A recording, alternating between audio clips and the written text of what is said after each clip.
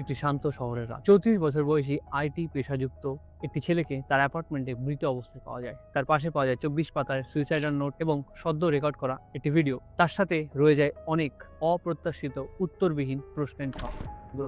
আজকে আমরা জানবো যে ভারতীয় বিচার ব্যবস্থার অপব্যবহার করে কিভাবে এটিকে হাতিয়ার বানিয়ে একটি নিরীহ ছেলের এবং এরকম ঘটে যাওয়া ঘটনার দ্বারা অনেক ছেলের জীবন নাশ হচ্ছে।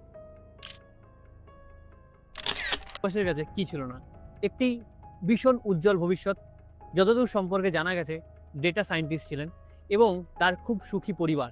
কিন্তু এই সব কিছু ভালোর মধ্যে দিয়ে যেটা চোখে পড়ছিল না সেটা হলো তার মানসিক অবস্থা, তার মানসিক ঝড়, যার মধ্যে দিয়ে সে কন্টিনিউয়াসলি লড়ে যাচ্ছিল। 2019 সালে তাদের ম্যাট্রিমোনিয়াল সাইট শাদি.com-এ নিকিতা নামক একটি মেয়ের সাথে পরিচয় হয় শুভশ্রীর। সব ভালো ছিল, তারা বিবাহ বন্ধনে আবদ্ধ হয় এবং পরবর্তী 1.5 বছরের মধ্যে তাদের একটি পুত্র সন্তানের জন্ম হয়।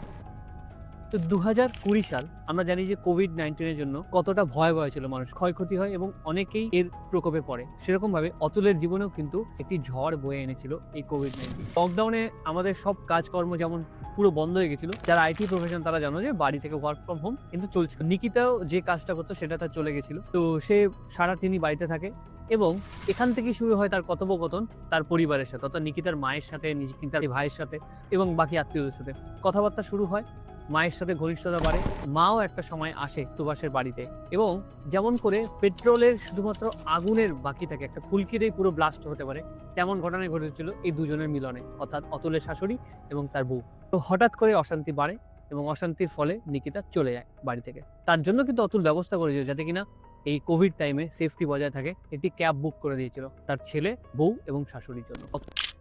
যাওয়ার পরে ঠিক 8 মাস পরে অতুলের কাছে একটি কোর্ট নোটিশ আসে, যেখানে অনেকগুলো ধারা ছিল, 126 ছিল, 306, 305 এই ধরনের অনেকগুলো ধারা লেগেছিল, যেটা কিনা ওর বাইরে ছিল বোঝার যেটা কেন হলো, কিভাবে হলো। তো ঠিক এই ধারা লাগার আগেই কিন্তু অশান্তি শুরু হয়ে গেছিল, তার নামে কুরুচিকর কথাবার্তা এবং অপমন্তব্য সেই অতুলের পরিবার তথা তার আত্মীয় স্বজনদেরকে ফোন করে করে এসব চালু হয়ে গেছিল।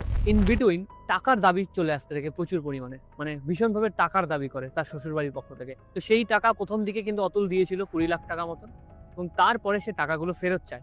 আবারও 50 লাখ টাকা দাবি হয়েছিল, সে তাকে পুরো টাকা ছাপানোর মেশিন বা এটিএম বানিয়ে নেওয়া হয়েছিল তার শ্বশুরবাড়ির তরফ থেকে। তো অতুল এগুলো প্রতিরোধ করায়, শ্বশুরবাড়ি তার উপরে ক্ষুব্ধ হয় এবং সেইখান থেকেই হয়তো এই স্টেপটা শুরু হয়। মিথ্যা কেস দেয় তার নামে, জনপুর ফ্যামিলি কোর্টে তার নামে কেস দায়ের করা হয়।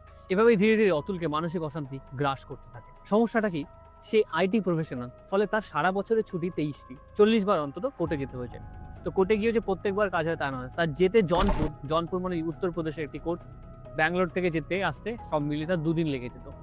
তো শনিবার দিন সে ডেট পাওয়ার জন্য জাজের কাছে রিকোয়েস্ট করতো, জাজের সামনে বসে থাকা যে মাধব বলে একজন ব্যক্তি, যার উল্লেখ তার 80 মিনিটের ভিডিও, এটা যদি কেউ কখনো দেখে তাহলে সে বুঝতে পারবে যে কতটা দুঃখ এবং হতাশা থেকে সে এটি করতে বাধ্য হয়েছে, তাকে সুইসাইড করতে হয়েছে। তো মাধবের কাছ থেকে 50 টাকা থেকে 1000 টাকা অবধি রেট থাকে ঘুষ খাওয়ার।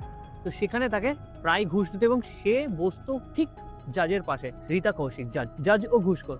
জাজকে যখন বলে যে আমার কাছে এরকম 1 কোটি টাকা দাবি করা হয়েছে, তো জাজ উল্টে বলে যে তোমার দেওয়ার ক্ষমতা যা তোমার কাছে দাবি করা হয়েছে। তো সে বলছে আমার বিরুদ্ধে অনেক মিথ্যে ধারা লাগানো হয়েছে, যার জন্য কিন্তু অনেক ছেলেরাই কিন্তু সুইসাইড করে নেয়।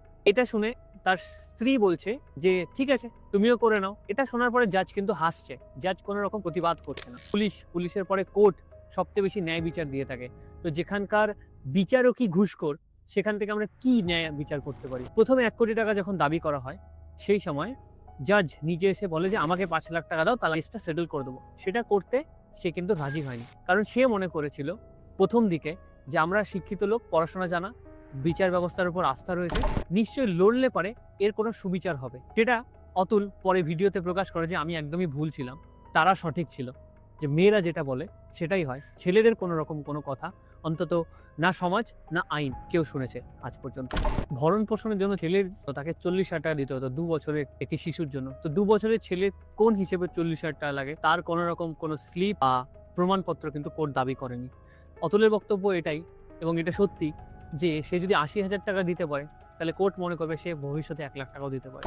তো এটি একটি ডেড এন্ড লুপের মধ্যে ফেঁসে যাওয়া। ভিডিও শেষের দিকে অতুল কেটে বলতে শোনা যায় যে আমি আমার পয়সা দিয়ে আমার শত্রুকে আরো বলবান করছি, আমার টাকাতেই আমার শত্রু বলবান হচ্ছে এবং আমার ট্যাক্সের টাকা দিয়ে আমাকে অবিচার দেওয়া হচ্ছে এবং সমাজে এরকম অজস্র অতুল রয়েছে যারা কিন্তু এই সেম সমস্যায় ভুগছে। আমাদের উচিত এই ভিডিওটাকে যতটা সম্ভব শেয়ার করো। হ্যাঁ, তোমাদের কাছে একটাই প্রশ্ন যে তোমাদের কি বক্তব্য যে আদৌ জেন্ডার ইকুয়ালিটি এক্সিস্ট করে কিনা, আইনের চোখে সমান কিনা? সমাজের চোখে তো আমরা জানি কি, কিন্তু আইনের চোখেও কি? তো বক্তব্যটা অবশ্যই কমেন্ট করে জানাও।